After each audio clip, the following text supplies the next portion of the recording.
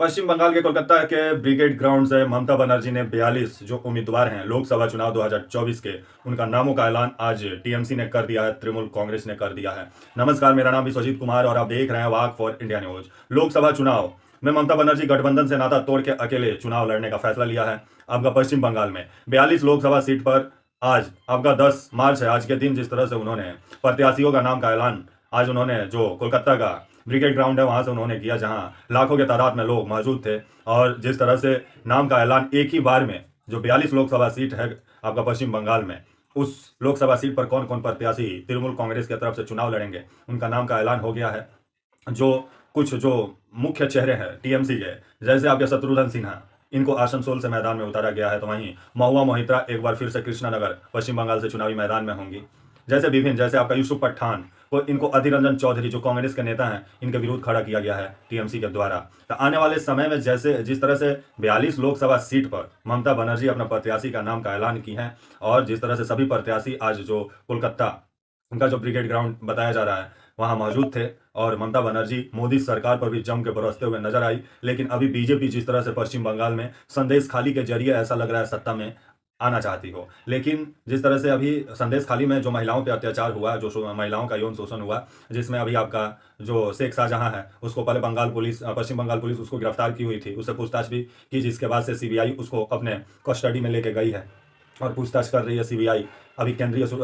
Agency के अधीन है आपका शेख शाहजहां। तो वहीं बीजेपी इसको लेकर के बहुत बड़ा मुद्दा बनाने में लगी हुई है, क्योंकि ये शेख शाहजहां जो बताया जाता है, ये जो संदेश खाली में जो महिलाएं हैं, इसके जो गुर्गे वहाँ पे हुआ करते थे, और ये जिस तरह से महिलाओं का शोषण इन लोगों ने किया, और महिलाओं वहाँ के जो लोग हैं उनका जमीन भी ये लोग हड़पने का काम किया, जिसको लेकर के महिलाएं काफ़ी दिन से जो ये उन लोग के साथ जो ये उत्पीड़न हो रहा था उसको लेकर के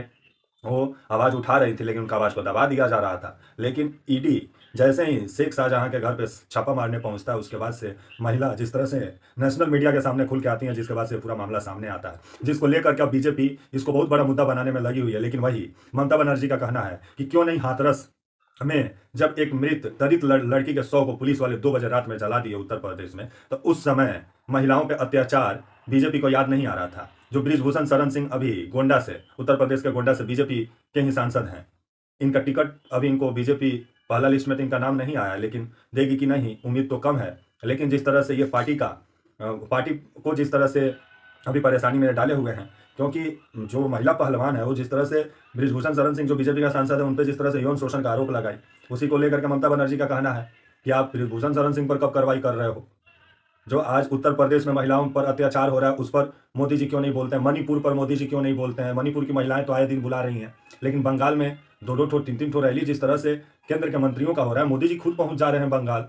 और संदेश खाली को ऐसा लग रहा है बीजेपी बहुत बड़ा मुद्दा बनाने में लगी हो, लेकिन ममता बनर्जी का कहना है कि यह बंगाल को बदनाम करने का प्रयास बीजेपी कर रही है, जिसमें कामयाब नहीं होगी। तो वहीं आज ममता बनर्जी अपना 42 उम्मीदवारों का नाम का ऐलान कर दी है।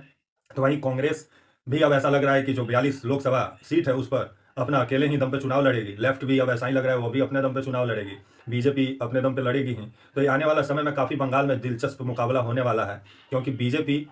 अब जिस तरह से संदेश खाली को लेकर के ममता बनर्जी पर हमलावर है, उसका कहना है कि बंगाल में महिलाओं पर अत्याचार हो रहा है, महिलाओं का शोषण हो रहा है। तो ममता बनर्जी इस पर पलटवार करते हुए उनका कहना है कि क्यों नहीं मोदी जी कभी मणिपुर जाते हैं, क्यों नहीं, क्योंकि मणिपुर में बीजेपी का ही शासन है, जहां महिलाओं को नंगा वहां पे घुमाने का मामला सामने आया था, वो भी